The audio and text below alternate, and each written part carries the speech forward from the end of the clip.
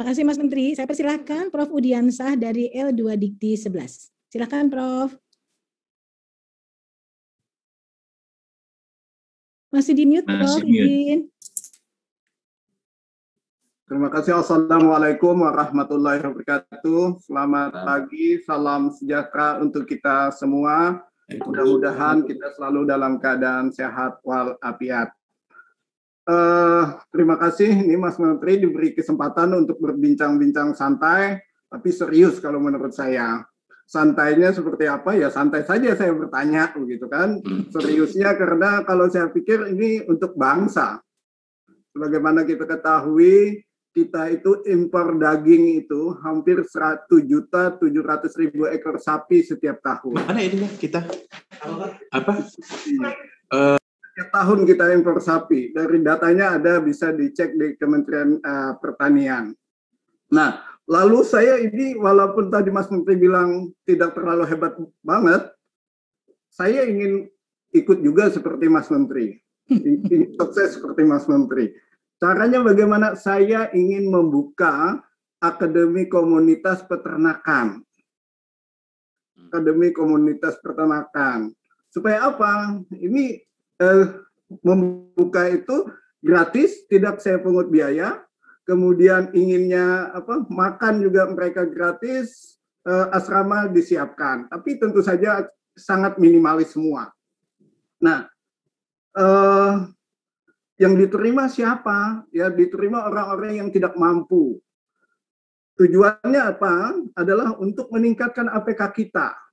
Dan kemudian juga kalau bisa ini tercapai, dibuka akademi ini, maka ini solusi untuk bangsa ini, martabat bangsa, supaya impor sapi itu tidak terjadi. Saya sudah submit di Silem Kerma dokumen ini, tapi sayangnya kalau menurut saya misalnya untuk peternakan itu ya ada magister peternakan, kemudian ada dokter hewan, apa segala macam. Tetapi di Silem Kerma begitu saya baca, ternyata dokter hewan itu tidak sesuai dengan akademi prodi yang akan dibangun katanya. Nah ini kan agak lucu. Kalau peternakan ini sakit, siapa yang mengobati? Ya dokter hewan, ini menurut pemikiran saya. Tetapi mungkin teman-teman yang mengetes di Silem Kerma itu kayaknya agak salah. Kalau mungkin ini salah, perlu saya perbaiki. Cuma pemikiran saya gimana ini kira-kira? Nah ini saya rasa dengan saya ungkapkan ini mudah-mudahan apa yang saya ingin sampaikan bisa didukung Mas Menteri. Dan ya saya bukan orang yang kaya, tidak ada modal dengkul semua, tidak ada apa-apa, tapi saya yakini saya sudah menghibahkan lahan saya 1 hektar untuk yayasan ini untuk membuka akademi ini. Terima kasih Mas Menteri, itu saja yang bisa saya sampaikan. Wassalamualaikum warahmatullahi wabarakatuh. Selamat pagi. Selamat pagi. Dipersilakan Mas Menteri. Iya, luar biasa. Izinkan saya komen aja ya mengenai komennya tadi karena bukan pertanyaan. Tapi ya ini namanya pemimpin penggerak ini seperti Bapak ini, di mana nggak disuruh, nggak didorong, nggak ada kebijakan, nggak ada apa, tapi ada kemauan intrinsik, ada motivasi di dalam hatinya untuk melakukan perubahan. Nah ini adalah tipe pemimpin yang perlu kita dukung gitu loh di seluruh pemerintah kita, bukan hanya di Kemdikbud saja. Gitu, tapi yang kita maksudkan dengan penggerak, kalau nggak guru penggerak, dosen penggerak, bahkan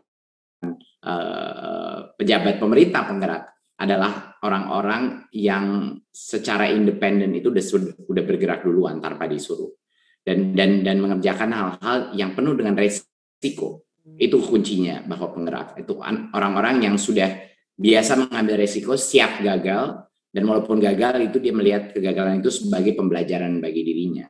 Dan tanpa kita punya keberanian untuk gagal, ya kita nggak akan mungkin mengambil resiko-resiko yang dibutuhkan untuk melakukan perubahan yang signifikan gitu loh. Jadi kegagalan itu adalah salah satu indikasi bahwa Anda benar-benar bekerja, Anda benar-benar berinovasi gitu. Jadi itu yang menurut saya hal yang sangat penting. Ide-ide seperti jiwa entrepreneurial seperti Bapak tadi itu, menciptakan akademi buat peternakan itu, kalau nggak salah itu kan beliau pribadi kan rencananya kan, bukan urusan sama pekerjaannya, jadi luar biasa bahwa itu adalah inisiatif mandiri berbagai macam kepala L2 Dikti kita. Itu buat saya adalah hal yang impresif dan harus patut dicontoh dan patut direspek, dan harusnya kita di kementerian itu juga mentabulasi dan mendokumentasi effort di luar kementerian tim kita, baik dalam bentuk yayasannya maupun semua aktivitas mereka. Itu jiwa social entrepreneurship yang luar biasa buat saya.